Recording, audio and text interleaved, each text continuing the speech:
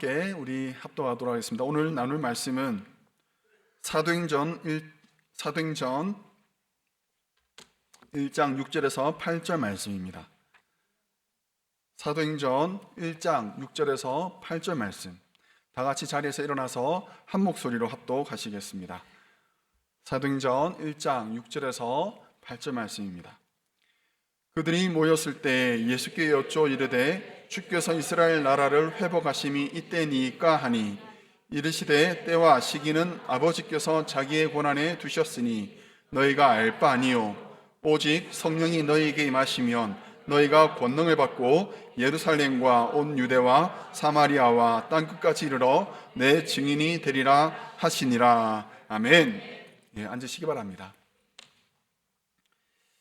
오늘은 성령 강림 주일입니다. 성경에서는 오순절 혹은 77절이라고 부르고요, 펜테코스트라고도 부릅니다. 이 말은 50이라는 뜻입니다. 이스라엘 민족들이 애굽에서 나온 지 50일째 되는 날, 그날을 기념하여서 그들이 오순절을 지키게 됩니다. 유대인들은 50일째 되는 날에 시내산에서 모세가 율법을 받았다라고 알고 있습니다. 그래서 그 날을 기념하여 사붓이라고 해서 명절로 지키고 있습니다. 가족들이 모여서 룻기를 함께 읽고 밤을 새우며 성경을 같이 공부합니다. 반면에 예수님을 따르는 우리 성도들은, 그리고 교회는 이날에 오신 성령님을 기념하면서 성령 강림절로 지키고 있습니다. 성령 강림절이 중요한 이유는 이날이 교회의 생일이기 때문에 그렇습니다. 사도행전 2장에서 일어난 사건입니다. 예수님께서 승천하신 후에 제자들이 모여서 기도하던 중에 성령님이 그들 가운데 임재하십니다. 2절 4절 말씀을 같이 읽어보겠습니다. 호련히 하늘로부터 급하고 강한 바람 같은 소리가 있어 그들이 앉은 온 집에 가득하며 마치 불의 혀처럼 갈라지는 것이 그들에게 보여 각 사람 위에 하나씩 임하여 있더니 그들이 다 성령의 충만함을 받고 성령이 말하게 하심을 따라 다른 언어들로 말하기를 시작하니라. 아멘. 그러자 그 자리에 있던 제자들이 각기 자기의 난 곳의 방언을 따라서 말을 합니다. 고대 근동 지역의 모든 민족들이 자기의 언어로 하나님의 큰 일을 듣게 되는 사건이 발생한 거예요.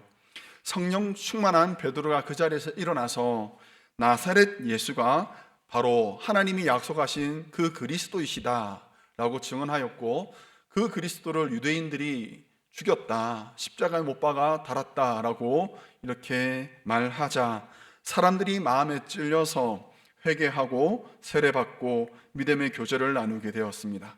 이것이 바로 교회의 시작입니다.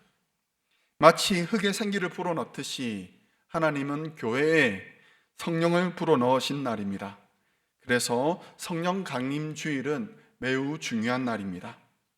오늘 성령 강림절을 맞이하여서 저는 여러분들에게 두 가지 질문을 드립니다. 여러분들은 그 질문을 받으시고 여러분들이 한번 스스로에게 대답해 보시면 좋겠습니다. 먼저 첫 번째 질문은 이것입니다. 하나님의 관심에 관심이 있나요? 자, 이것을 여러분 옆에 계시는 분에게 여쭤보시면 좋겠습니다. 하나님의 관심에 관심이 있나요? 한번 여쭤보십시오.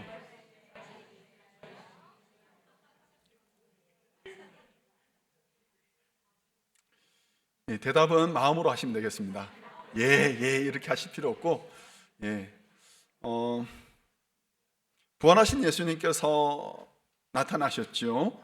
제자들과 함께 40일을 지내시면서 하나님 나라의 귀한 일들을 일러주셨습니다. 아마도 마지막 날이 되었던 것 같습니다. 제자들이 예수님께 묻습니다. 그들이 정말 궁금했던 그것을 예수님께 물어보아요. 6절에 보면 그들이 모였을 때 예수께 여쭈어 이르되 주께서 이스라엘 나라를 회복하심이 이때니까 라고 묻습니다. 이스라엘의 회복은 모든 유대인들의 최고의 관심사였습니다. 비록 아수르와 바벨론에 의해서 유대인들이 유린당하고 나라를 빼앗겼고 페르시아와 헬라 그리고 지금은 로마에 의해서 짓밟히고 있지만 다윗의 나라는 영원할 것이다 라고 약속하셨던 그 하나님의 약속이 만일 지켜진다면 언젠가는 분명히 이스라엘은 회복할 것이다 라고 유대인들은 다 믿고 있었던 것입니다. 하나님의 아들이신 예수님께서 죽음을 이기시고 살아나셔서 지금 이렇게 우리와 함께 있는 이 순간이 바로 하나님의 나라를 회복하실 바로 적기가 아닌가라고 생각을 한 거예요. 그런데 예수님의 관심은 다른 곳에 있었습니다.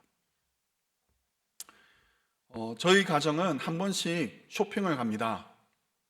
물론 제 일상용품을 사려고 가는 곳은 월마트나 코스코를 갑니다만 한 번씩 바람 쐬러 갈 때는 타겟을 갑니다.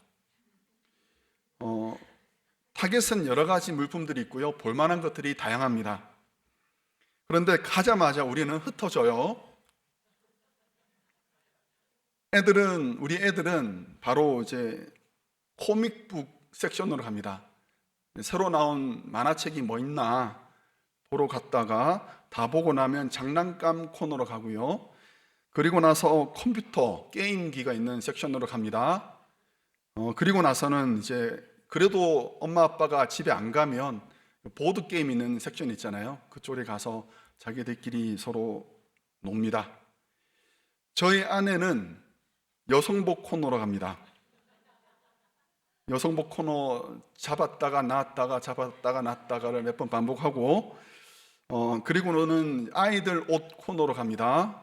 그래서 애들 바지 그리고 티셔츠 이런 것을 살핍니다.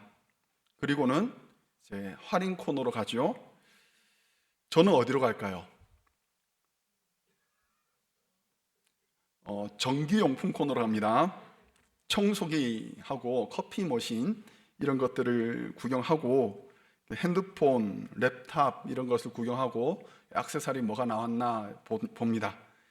그러다가 자동차 용품 코너로 가서 떨어진 게 뭔가 살펴보다가 운동용품 코너로 갑니다.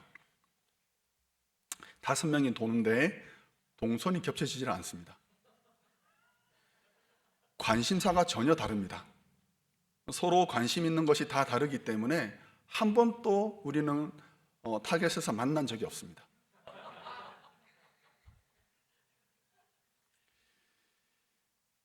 불행히도 우리 하나님과 우리의 관심사가 다를 때가 많습니다.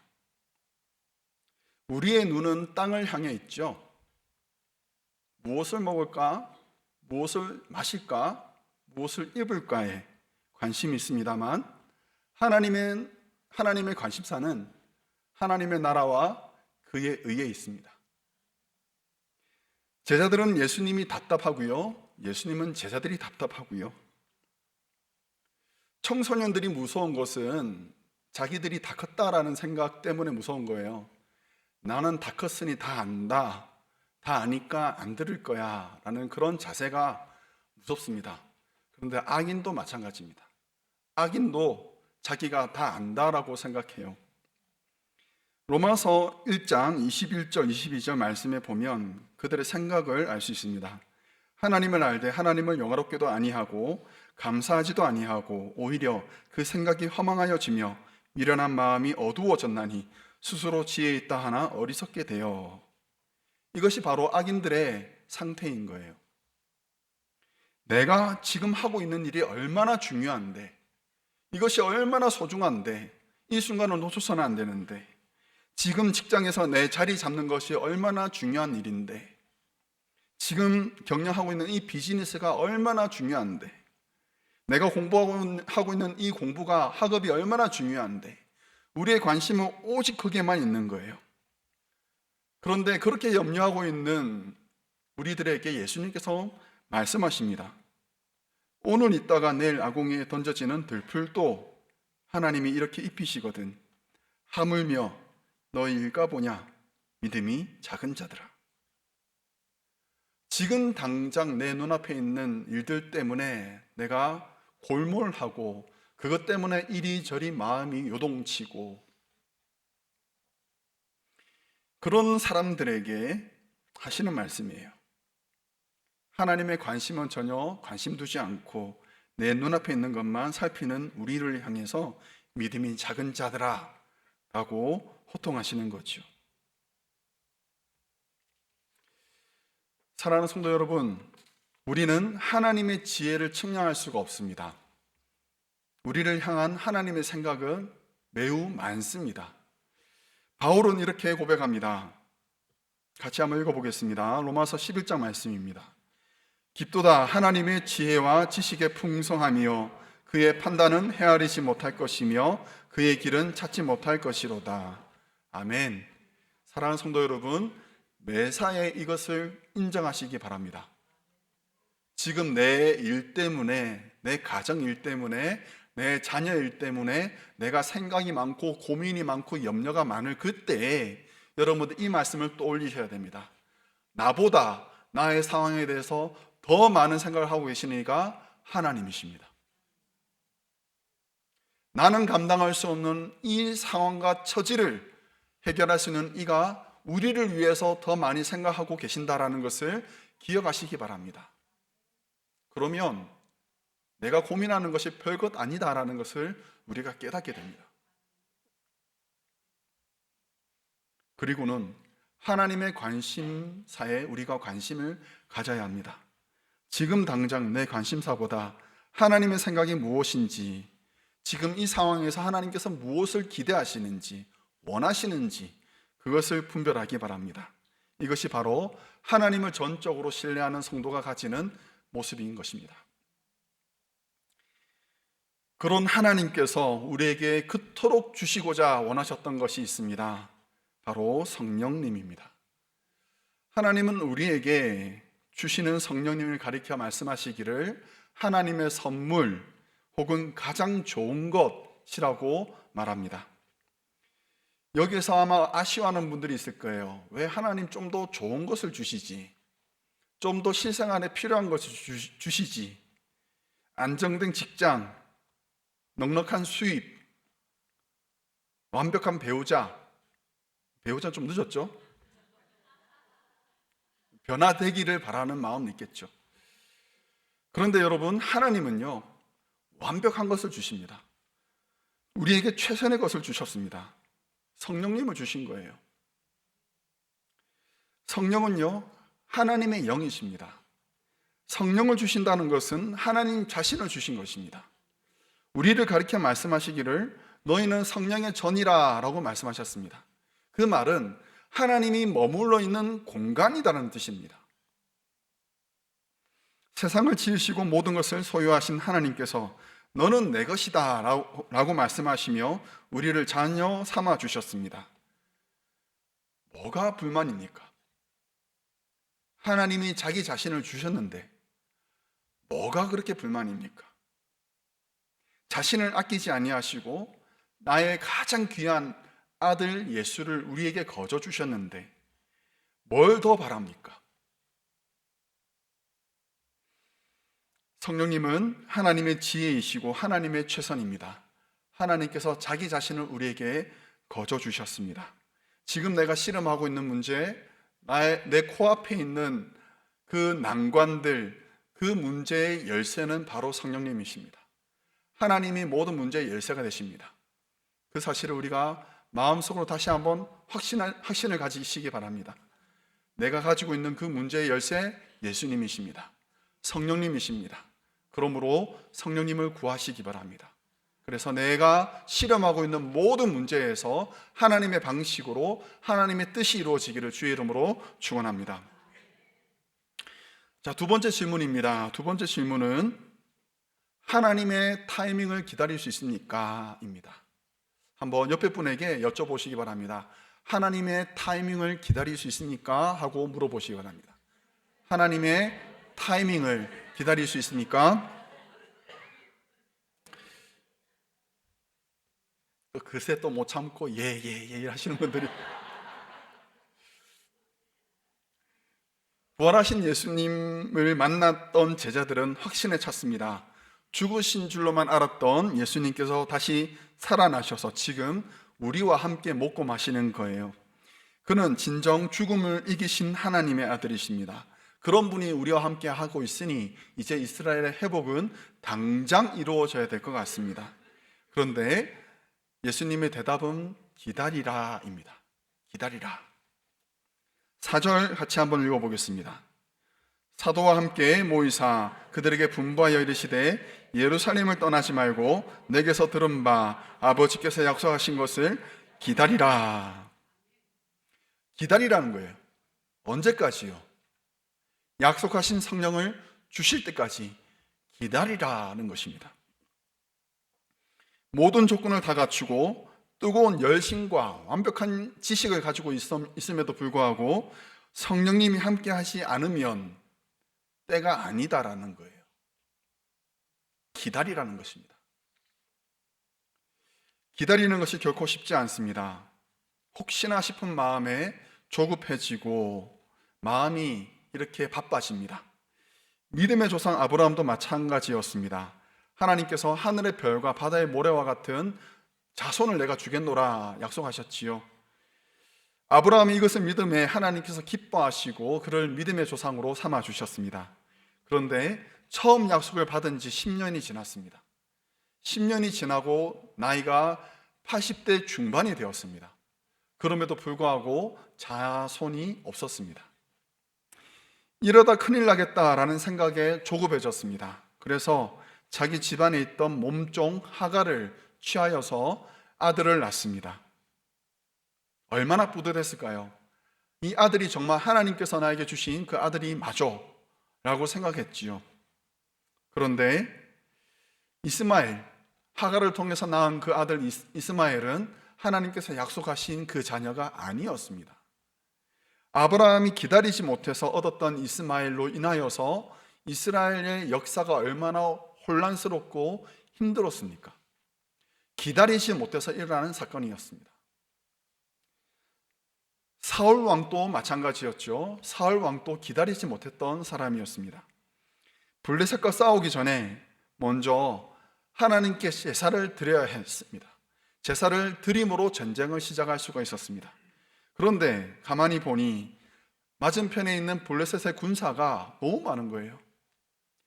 병거가 3만이고 군사는 수를 셀 수 없을 정도로 많았습니다. 해변에 모래와 같이 많았다라고 말합니다.